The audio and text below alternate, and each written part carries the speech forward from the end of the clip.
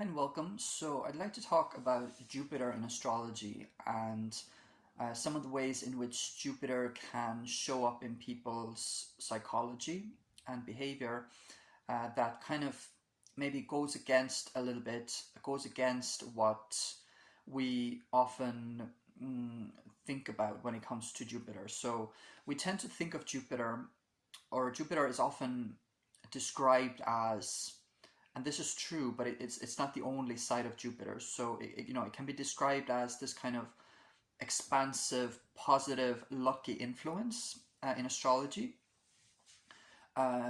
It's sort of a planet that represents some kind of higher fortune or higher luck and optimism and positivity and hope. And while that is true to a certain extent for sure, it can show up as that for sure. But I'd like to talk a little bit about what I would consider maybe the dark side of Jupiter, or some of the more negative aspects of Jupiter that can pose more of a challenge, put it that way. So Jupiter is not all fun and games in the sense that if it's not um, integrated properly, or if it's not in a healthy state in your chart, let's say, then it can actually be harmful in certain situations.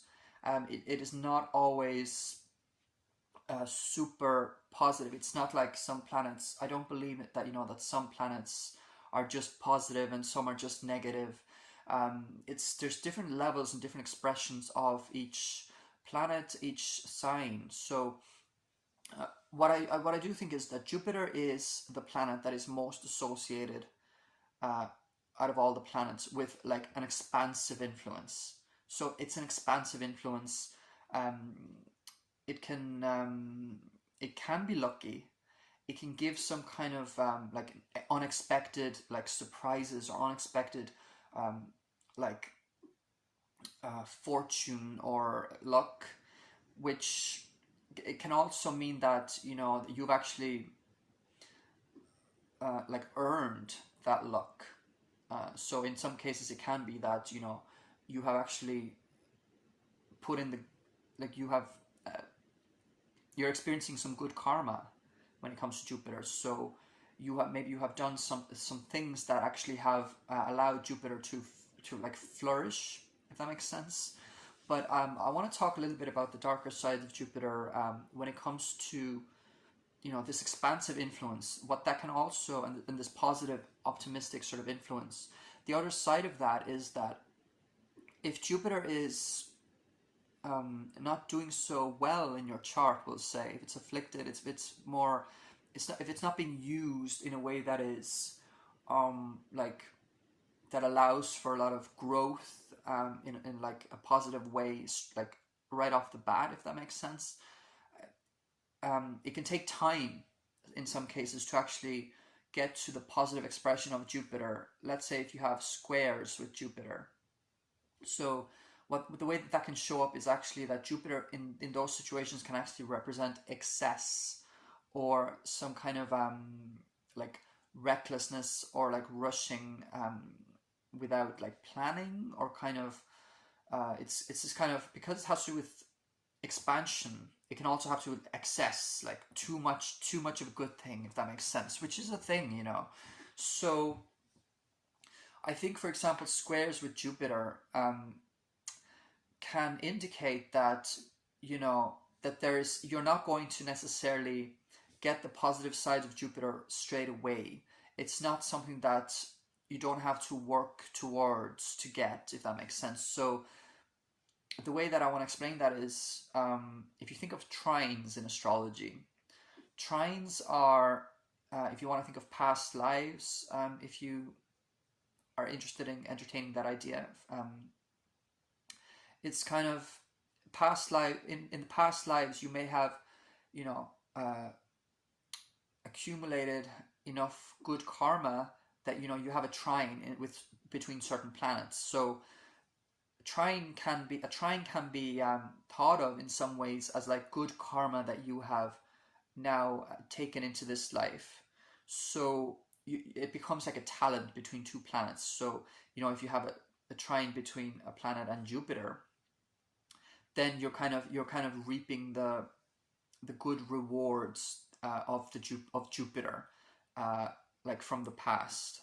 So if that makes sense. So it's kind of a trine represents like natural talents, natural flow states that we have based on good karma, possibly. If you want to talk about past lives, but basically, if we're not even talking about past lives, it can just be literally that it's something that you're just naturally good at in this life, that something like a talent or some kind of flow state that you may actually take for granted.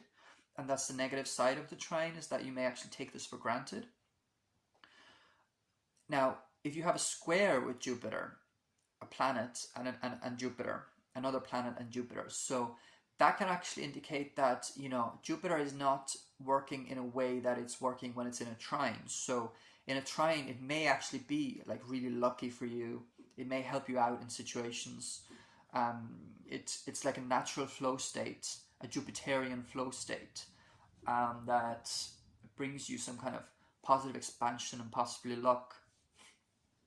But when it's in a square with another planet, when Jupiter is in a square with another planet, um, it's still going to be Jupiter, but it's not going to come. The rewards or the positive side of Jupiter is not necessarily come without work. So a square always requires work. It's an inner tension. It's struggles. There's friction. So squares can actually express themselves in a positive way as well, but more often than not, it takes work to get there. So it can actually Jupiter can actually express itself in ways that are just excessive, or like reckless, careless, like rushing too much. So in that sense, in a square, for example, Jupiter can actually express its dark side, because it's not giving you the expansion and the luck and the the positive sides of that, because it's in a square. And so it's a little bit more challenging. um, it still it still can bring you to the same places as the trine would, but it might be a little bit more challenging to actually, yeah, to start actually, um, like getting the rewards from Jupiter. So for example, I have some squares with Jupiter, and it's kind of it can bring me to a place of just like I'm rushing. I don't think about the details. I'm kind of, at times, I can be like that. It's that Jupiter. It's that, like, kind of just carelessly jumping over things, at times. I also have a lot of Saturn influence, so that kind of changes things. But I think the Jupiter aspects that are more frictional in nature, such as squares, they can bring out the dark side of Jupiter, which is this kind of like overly doing things, like overdoing things, and maybe getting into situations that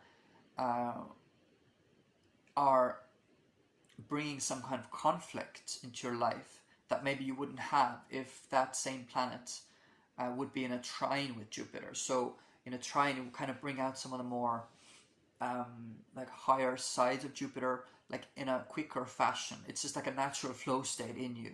But with a square, it just takes more work. It's a challenge that we have. We all go through challenges in our lives, and squares are kind of some of the things that represent these challenges. So, with Jupiter, they can just, if you have squares with Jupiter, it can represent the darker side of Jupiter, excess and going overboard and kind of going and overdoing things, kind of lack of self-discipline sometimes.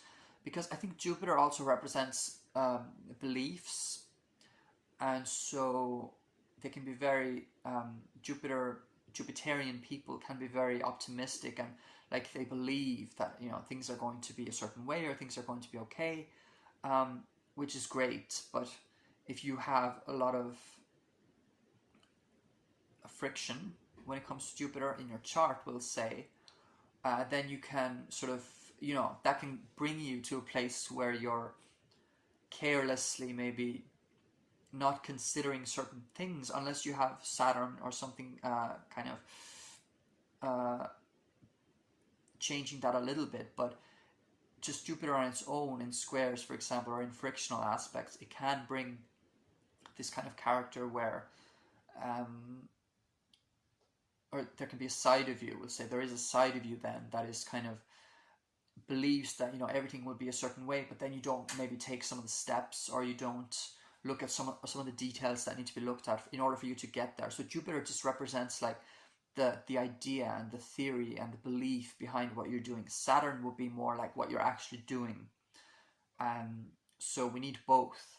And if you're overly focusing on Jupiter, then you may actually have like all these grand ideas, or like theorize a lot, like philosophize a lot, without maybe putting in as much work as you would if you were more Saturnian. And if you focus too much on Saturn, then likewise, you can take on too many of the characteristics of Saturn in a way that isn't productive either. So maybe you may be just doing so much and being maybe focused on the details that you don't like actually maybe have a grander vision for things like the way Jupiter would. But we're not focusing on Saturn for this video. But yeah, just the darker side, what I would say of Jupiter is this excess, and just it's all about the theory and the belief of what you're doing rather than putting in necessarily the work. So I think it's just about balance. And yeah, I hope this video helped, and I hope it made sense. I hope it was useful, and thanks for watching. Bye.